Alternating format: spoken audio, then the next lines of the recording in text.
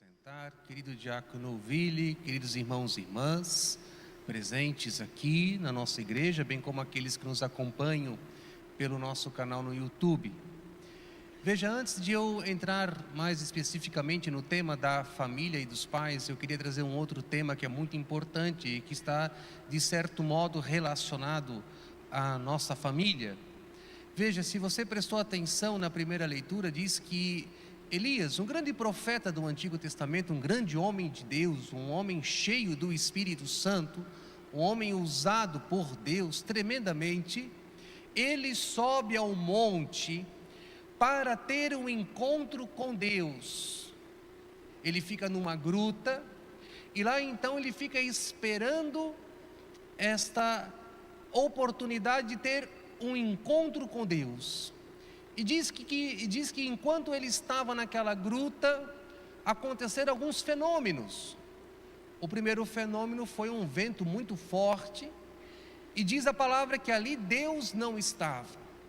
Depois aconteceu um terremoto, Deus também ali não estava. Depois teve o fogo, e Deus também ali não estava. Mas quando soprou a brisa leve, a brisa suave, na serenidade, na tranquilidade, ali Deus se manifestou. Para dizer que nós devemos buscar Deus no mais profundo do nosso interior, porque Ele habita em nós. Não é na agitação, não é no barulho, não é nesse frenesi doido que nós vivemos que vamos ver Deus, no sentido de ter uma experiência com Deus.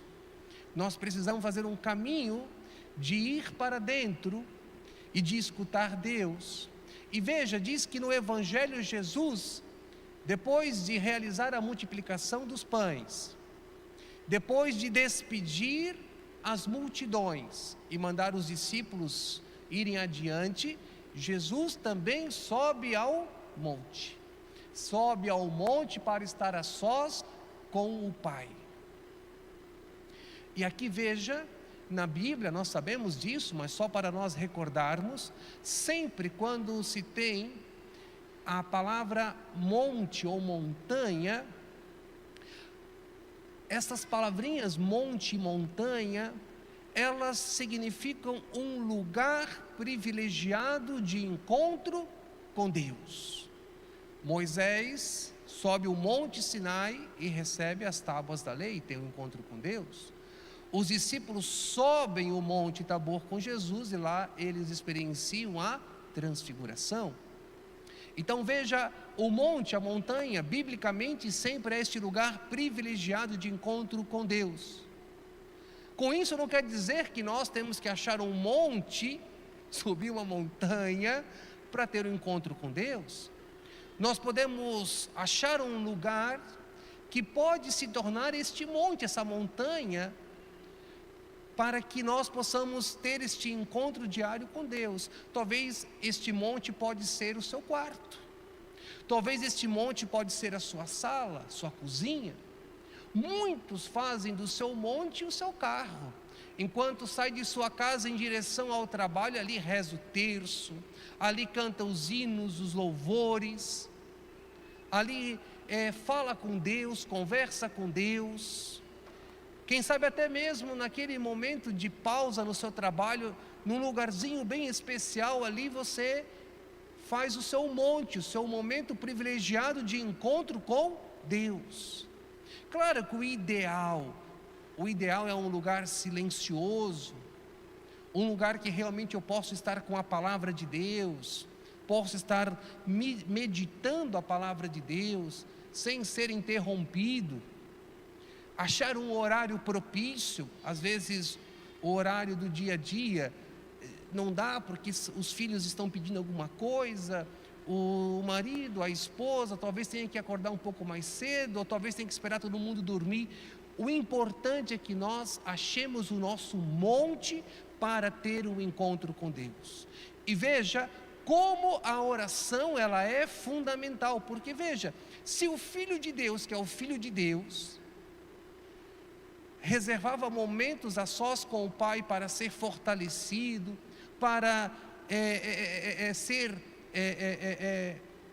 como dizia, fortalecido, mas também para escutar o que o pai tinha para dizer ao seu coração, para fazer a vontade do pai. Mas muito mais do que isso, estar com o pai, estar na intimidade com o pai. Se o Filho de Deus, quando esteve aqui, teve essa necessidade, imagine nós, que temos tantas tribulações, tantas lutas, tantos combates, sejam eles pessoais, sejam eles dentro de nossas famílias, sejam eles lá no nosso trabalho, sejam eles sociais, sejam eles eclesiais, porque muitos de nós estamos envolvidos nas pastorais, nos movimentos, temos os nossos desafios. Se diante disso tudo que nós temos, todas essas demandas, nós não rezarmos, imagina o que acontece conosco. Vamos afundar como Pedro. E aí nós corremos o risco de cair num ativismo e não mais fazer as coisas com amor, mas só no automático. E deixa eu dizer mais, hoje, nos tempos que nós vivemos, as pessoas, de modo geral, elas têm medo do silêncio. Você quer ver como isso é verdade? Quando nós chegamos em casa, e eu me incluo, não estou fora, nós chegamos em casa, você já percebeu que a gente ou liga a TV, vou colocar no YouTube para escutar uma música, vou ligar o Spotify, e não sei o que, e não sei o que mais, eu pego o meu celular, tem aquela caixinha Bluetooth, eu já ligo. Você já percebeu que nós ficamos incomodados com o silêncio? Nós temos dificuldade de fazer silêncio, seja externo, mas sobretudo interno. Por que é tão difícil de fazer silêncio? Porque o silêncio nos incomoda. O silêncio parece ser contraditório, mas ele é barulhento dentro de mim. Quando eu me silencio, ele traz todo o barulho que está aqui dentro, as coisas que não estão bem resolvidas, as minhas mágoas, os meus ressentimentos, as minhas machucaduras, as minhas feridas, as minhas faltas de perdão, as minhas faltas de reconciliação, as minhas frustrações, tudo isso vem à tona. E é bom que venha à tona, porque isso faz com que nós nos abramos, e deveríamos nos abrir, a ação de Deus para que Ele trabalhe dentro de nós a nossa história, a nossa vida, a nossa humanidade, a nossa espiritualidade. Você quer ver como as pessoas hoje elas estão tão barulhentas? Com isso eu não estou falando exclusivamente da igreja São Cristóvão, da paróquia São Cristóvão, eu falo isso de modo geral para que ninguém fique ofendido. Mas você já percebeu que as pessoas elas chegam na igreja, elas não conseguem fazer silêncio? Não conseguem. Você escuta um monte de falatórios, ao invés das pessoas virem um pouco antes, se interiorizarem, se prepararem. A liturgia até pede que meia hora antes haja silêncio total, dentro da igreja, fora da igreja, até na sacristia, na secretaria.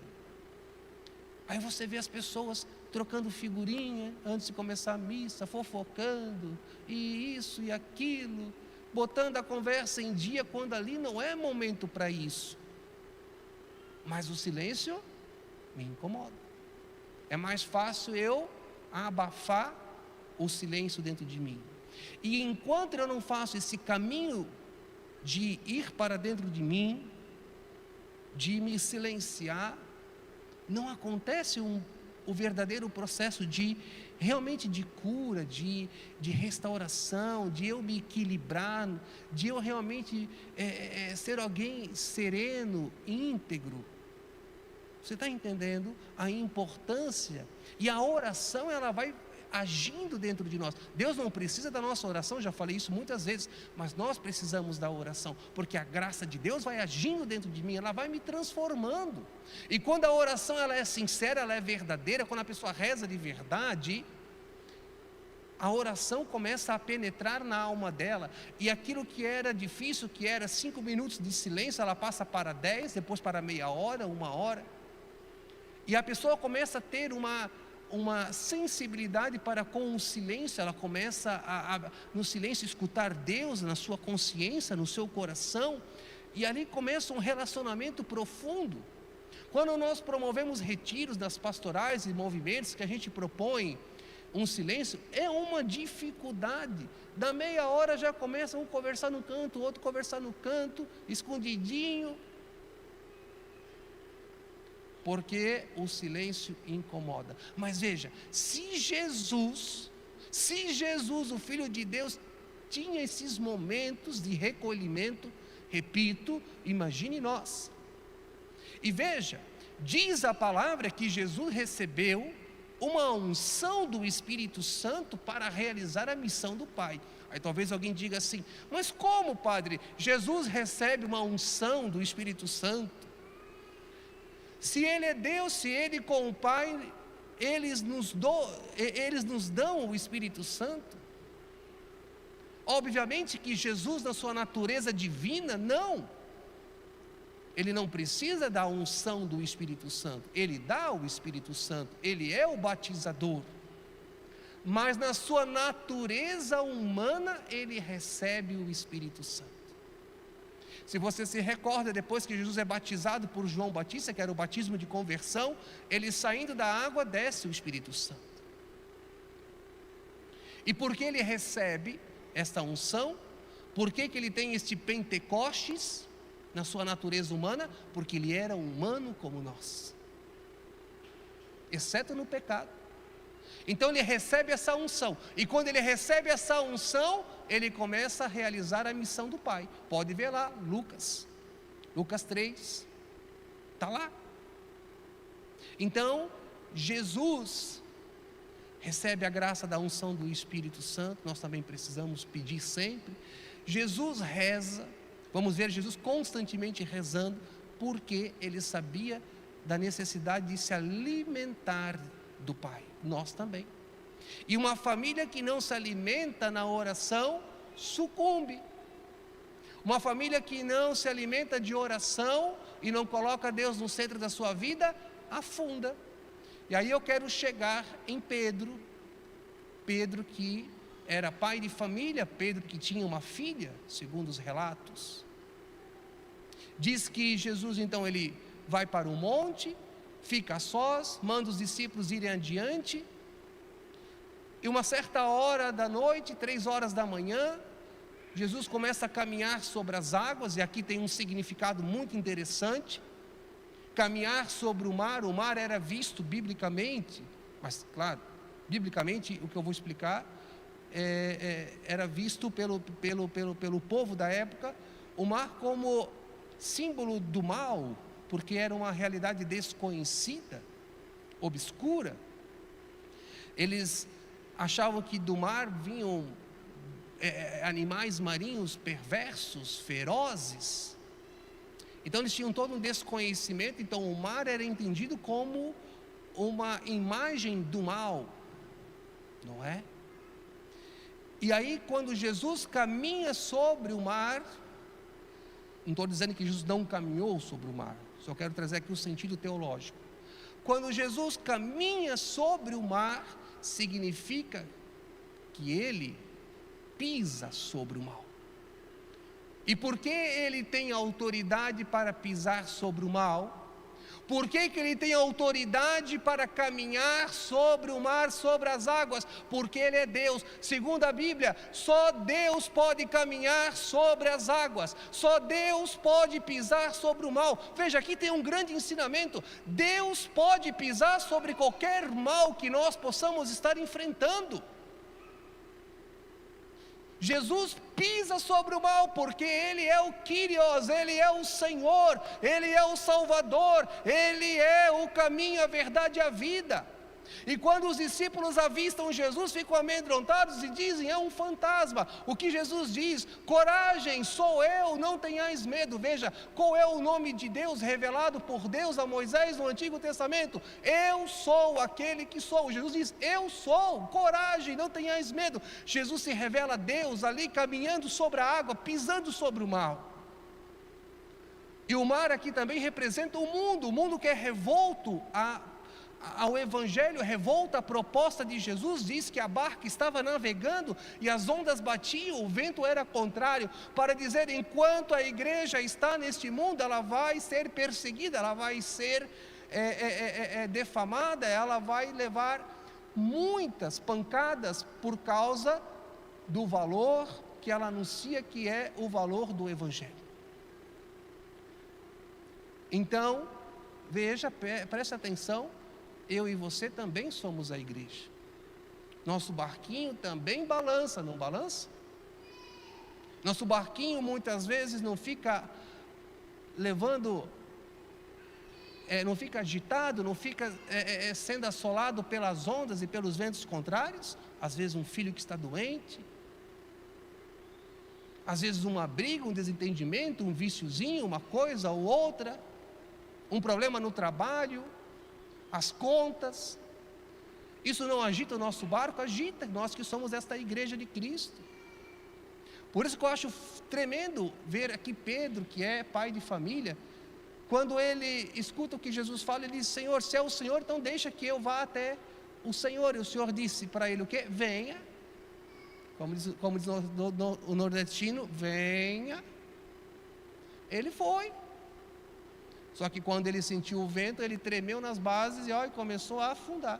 Quando ele tira os olhos de Jesus, ele começa a afundar. Então aqui tem também um grande ensinamento para nós, para os pais e também para toda a nossa família. Quando o pai, que é a âncora de sua casa, não reza, a família está propícia a sucumbir. Às vezes a casa ela é sustentada não pela oração do pai. Não quero dizer que não tenha pais que não rezam. Tem sim muitos pais que rezam, que oram, homens de Deus. Mas na maioria das vezes quem sustenta a casa para que a barca não afunda são as mães, são as mulheres, são as esposas. Elas no silêncio delas, na sua discrição, elas na sua discrição, na sua singeleza, elas rezam, elas pedem pelo marido, elas pedem pelos filhos, elas pedem pela casa, elas pedem pelo neto, pela nora, pelo genro. Mas agora, se a mãe já sustenta a casa, você imagina se o pai e a mãe, os esposos, os cônjuges, rezam juntos. Imagina a força da graça que é derramada dentro dos lares quando os pais rezam, e muito mais quando os pais e os filhos rezam. Então nós temos que ver aqui o valor profundo de nós realmente tornar a nossa casa, o nosso lar, um santuário um santuário da presença de Deus. E falando mais especificamente de Pedro, veja, Pedro, um homem limitado, um homem frágil. Ele não foi um pai perfeito, não foi. E muitas vezes eu vejo filhos dizendo, padre, o meu pai não me amou. Padre, o meu pai não me dava atenção quando era pequeno. O meu pai me abandonou. O meu pai me rejeitou. Meu pai gostava mais do meu irmão. Meu pai gostava mais da minha irmã. Ele favoreceu aquele e aquela e não me favoreceu. E você vê pessoas, você vê filhos trazendo mágoas, ressentimentos, dores a respeito de seus pais. E aí eu preciso dizer uma coisa para você, que talvez carregue esta dor. E eu sei que essa dor não é fácil de ser suportada. Mas eu quero dizer uma coisa, os pais muitas vezes eles deram o que eles poderiam dar. Não deram mais porque não conseguiam dar mais. Eles aprenderam a dar amor do jeito deles. E você vê, e você viu, e você vê, e você que é pai sabe disso. Pais que acordam 3 da manhã, 4 da manhã, 5 da manhã, pega a sua moto, pega a sua bicicleta, pega o seu carro, passa pelo frio, pela chuva, pelo vento, aceita muitas humilhações dentro do seu trabalho, tem que engolir sapo, como a gente diz assim popularmente, para trazer todos os dias o pão de cada dia na mesa de sua família. Muitos desses pais aprenderam a dar amor assim, amor efetivo, trabalhando, trazendo as coisas, provendo. Eles não aprenderam o amor efetivo do abraço, do beijo, do carinho, do dizer eu te amo, e eu sei que nós necessitamos disso. Esses dias o meu pai estava de aniversário, 27 de julho, fomos lá correndinho, nós irmãos, filhos. Quando meu pai chegou do trabalho, ele estava todo sujo, ficou envergonhado. Para nós pouco importa se o pai está sujo ou não está sujo. Aí nós queríamos abraçar o nosso pai e ele começou a ficar meio que se esquivando, sabe, meio durão. Mas a gente tem que quebrar essa dureza dos nossos pais, não ter medo, porque todo mundo quer um abraço, todo mundo quer um beijo, todo mundo quer atenção, todo mundo quer carinho. O problema é que muitas vezes nós criamos uma armadura quase que inquebrantável, blindável, mas no fundo é tudo uma armadura, é tudo uma máscara, por medo de se deixar ser ferido. Quer ser amado, mas tem medo de ser ferido de novo. Então se blinda, fica resistente. Mas a gente que tem hoje uma outra formação, nós precisamos ir quebrando isso dentro de nossos pais. Mas é importante ter essa consciência que os nossos pais deram o que poderiam dar muitas vezes. Talvez não foi o suficiente, não foi o que eu esperava, é verdade. Mas eles nos amaram e se dedicaram por nós, ou se dedicam por nós, do jeito que eles podem. E se nós não tomarmos consciência disso, nós não perdoamos os nossos pais, não nos reconciliamos com os nossos pais, e mães também. E deixa eu dizer mais, enquanto nós não nos reconciliarmos com a nossa história, com os nossos progenitores, enquanto nós não nos reconciliarmos, não amarmos eles do jeito que eles são, nós nunca vamos ter paz. Nós podemos buscar paz em um monte de coisas, mas a paz aqui na alma, aqui dentro, só se dá quando eu me reconcilio com os meus, aqueles que são a minha base, aqueles que me deram a vida. Essa é a verdade. Tem uma parábola, a parábola das moedas perdidas. A psicologia sistêmica nos ensina através desta parábola, é muito interessante, que diz o seguinte, não sei se a câmera vai conseguir me pegar, mas veja, olha, quando nós rejeitamos os nossos pais e mães, é como que se nós estivéssemos desprezando as moedas que eles nos dão, e essas moedas ficam no chão, enquanto eu não volto na minha história e não ajunto as moedas, por mais simples que elas possam ser, não importa o valor que elas tenham, mas são as minhas moedas, foram dadas pelos meus pais. Enquanto eu não ajuntá-las, enquanto eu não a recolhê-las, enquanto eu não tomar posse dessas moedas que eu desprezei, eu não terei paz e alegria. Sempre eu vou sentir dentro de mim um vazio e uma tristeza. Não haverá cura profunda. Você está entendendo? Por isso hoje, celebrar os pais, é nós realmente agradecer a Deus, dizer, Senhor, obrigado pelo meu pai. Talvez não foi aquele pai que eu esperava, mas é o pai que eu tive, é o pai que eu tenho. Eu já contei aqui, já vou terminando a homilia, uma jovem esposa que 20 anos não falava com o pai, porque o pai abandonou a família, abandonou a esposa, os filhos, para se ajuntar com uma prostituta. E esta filha não aceitava jamais a atitude que o pai teve. E depois de uma profunda caminhada, quando ela volta para a igreja, ela começa a fazer um caminho de perdão, de se reconciliar com a sua história, e de se reconciliar com o seu pai. Tanto é que ela, depois de 20 anos, vai para a casa do pai no Paraná, pega o marido, os filhos, vão para lá, e ela chega na casa do pai e diz: pai, eu te amo, não importa o que o senhor fez, eu lhe perdoo.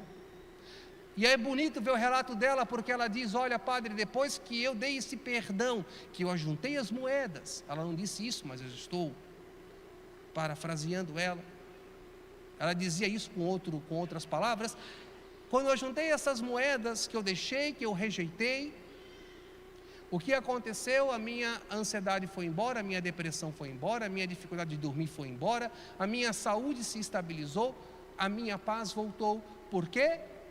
Porque ela se reconciliou com o seu pai, ela começou a amar o seu pai do jeito que ele é. E para concluir esta homilia, esses dias estava eu no shopping com a minha irmã, fomos ver umas coisas porque ela vai morar no exterior, e aí fomos comer. Daqui a pouquinho a minha irmã deixou um frango parmegiana desse tamanho no prato. Eu disse: poxa, você vai deixar isso tudo? Ah, eu não estou com vontade de comer, já estou saciada. Aí eu falei para ela assim: você lembra quando você tinha 2 anos de idade, 3 anos de idade, que nós só comíamos cebola frita com farinha, e pegava trigo com óleo e açúcar e fazia bolinho para comer, porque era o que nós tínhamos? Não é certo que você joga essa comida fora. Ou você recolhe e guarda para comer depois, ou nós achamos depois uma pessoa na rua para entregar. Daí ela começou a chorar. Eu disse: não é momento, eu não estou fazendo cura interior, não estou pregando retiro, pode parar de chorar. Comeu tudo, não sobrou um pedaço de frango. Por que eu falei isso para ela?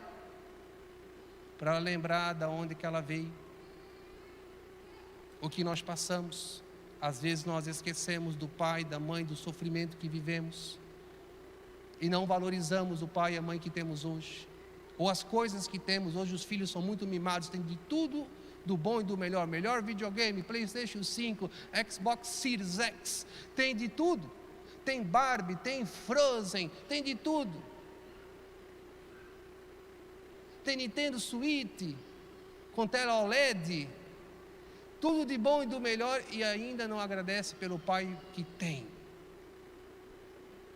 O que eu queria fazer com a minha irmã era ela aprender a ser grata ao que ela tem hoje, mas também amar o pai que ela teve, apesar das imperfeições dele. Então veja, amados irmãos e irmãs, a liturgia de hoje nos ensina muitas coisas. Se nós tirarmos os olhos de Jesus, a nossa família afunda. Ele é o centro de tudo. Amém? Louvado seja nosso Senhor Jesus Cristo.